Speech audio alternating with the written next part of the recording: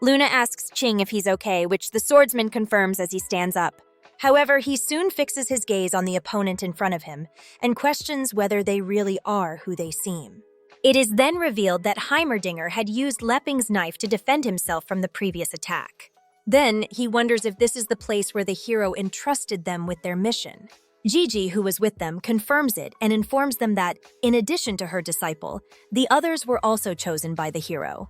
Pythias was also there, fascinated to meet more people, so much so that she greets everyone and asks if someone could teach her magic. Gigi thanks Boss for waiting for her. He replies that it was nothing and welcomes her and the Dwarf King for arriving. With everyone gathered, Pythias explains how, with the help of the hero and the Demon Queen, she became the new monarch of the Kingdom of Aristotle. For his part, Heimerdinger comments that they will also collaborate to resolve the crisis of forging S-level weapons in the Dwarf Kingdom, as those weapons can now be mass-produced and distributed at any time.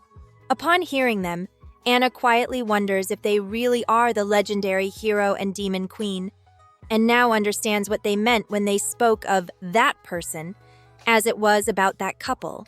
Luna also responds quietly, doubting it's true since she believed they were dead. Then, Pythias mentions that her new model was improved after observing Lepping's mechanical dog. She adds enthusiastically that this is her first time in the outside world and hopes to get along with everyone. Elif notes that it's unusual for someone's identity to be revealed so directly. Meanwhile, Luna reflects for a moment and asks her sister if the name Lepping sounds familiar to her. Uncle Boss tells his daughter that in the past, the Dwarf King used to be a subordinate of the Demon Queen, and that perhaps, having reunited, there's no longer a need to hide his identity. The young elf nods in understanding. Then, the Dwarf King adopts a serious attitude and asks if they still haven't found the hot springs the hero mentioned. He recalls that, according to his memory, 500 years ago, there were many underground springs full of magic in this volcanic region. Boss reports that during those days he was searching throughout the volcanic area, but they didn't find a single drop of water. Elif adds that even her clan's special seeds, capable of detecting underground water 100 meters deep, didn't react at all in that place.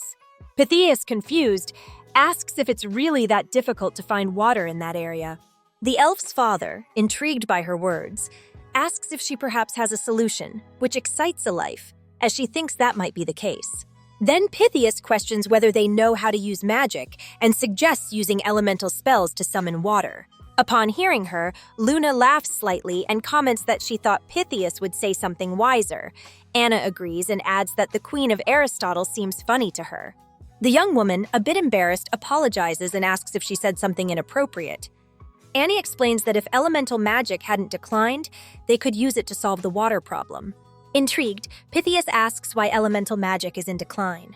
The Witch of Paradise informs her that, according to the records, more than 400 years ago, the elemental spirit suddenly disappeared from the hero's continent, and no one knows why. But the young queen still doesn't fully understand and apologizes to those present, as she had never heard of elemental spirits. She reflects that it seems her library's magic books are outdated, and that she still has much to learn. Annie explains that without the blessing of the spirits, elemental magic remains stuck at the intermediate level and can't reach the advanced level. However, thanks to the spirit's disappearance 400 years ago, a magical revolution took place, during which all kinds of new spells began to be developed. She reveals that the most powerful intermediate-level spell of the water element is the water ball technique, but it needs to absorb moisture from the environment, so it's useless in this dry air volcanic region. Pythias understands everything and thanks her for the explanation. She also reflects that it was embarrassing not to know even basic magic, but even so, she won't give up and will strive to catch up with the Demon Queen. Then Heimerdinger suggests an idea. What if they bring the water directly there? He explains that, with Gigi's swordsmanship, they could easily open a channel from a distant lake. The woman replies that she's capable of doing it, but she won't. Anna says she understands her aunt's point and asks if she's refusing so that the three of them do the work. Luna, for her part, informs them that the nearest lake is 10,000 miles away and wonders how they would manage something like that. Finally, Ching says they could give it a try. But Gigi stops them and asks them to reflect for a moment. She explains that altering an entire ecosystem would cause an environmental disaster, affecting many creatures and even wiping out some. She wonders if it's really worth doing just for some hot springs. She also believes that's what the hero really wanted them to understand. At that moment, all the most powerful members of the hero's group realize something. They all come to an undeniable truth. If they focus only on completing the mission for a reward, they will soon forget the hero's original intention and fall into greed, facing severe consequences. Because on the hero's scale, they are only counterweights. The final decision, whether they receive a reward or face destruction, will depend on the choices they make in that encounter with destiny. Annie affirms that what Gigi says makes a lot of sense. She remembers that when the queen and the hero helped her, they did it because they perceived her heart was pure.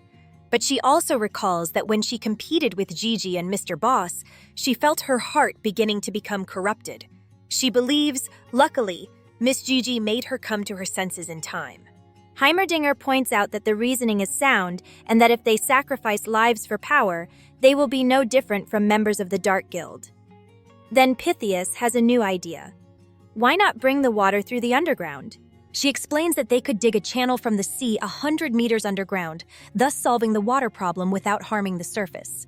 Luna, upon hearing her, seems to mock her, and laughing a bit tells her she thought she'd say another crazy idea. Then she asks that if it's so easy, why doesn't she do it herself? But to everyone's surprise, Pythias responds that she will do it, and asks them to leave everything in her hands. She points to her gigantic robot and explains that with that new soldier of the kingdom, she'll be able to finish the excavation in 7 days. Uncle Boss adds that with more hands working, anything is possible. He mentions that once they get the water, he and Elif will bring seeds from the elven forest to reforest the surroundings. Heimerdinger also wants to contribute and offers to take care of forging the furniture for the Hot Spring Hotel. He even states that he'll make S-Class chairs. Many thanks to the channel members, Raphaeltron and Sweet Tea, for their valuable support to this project. That said, see you in the next video.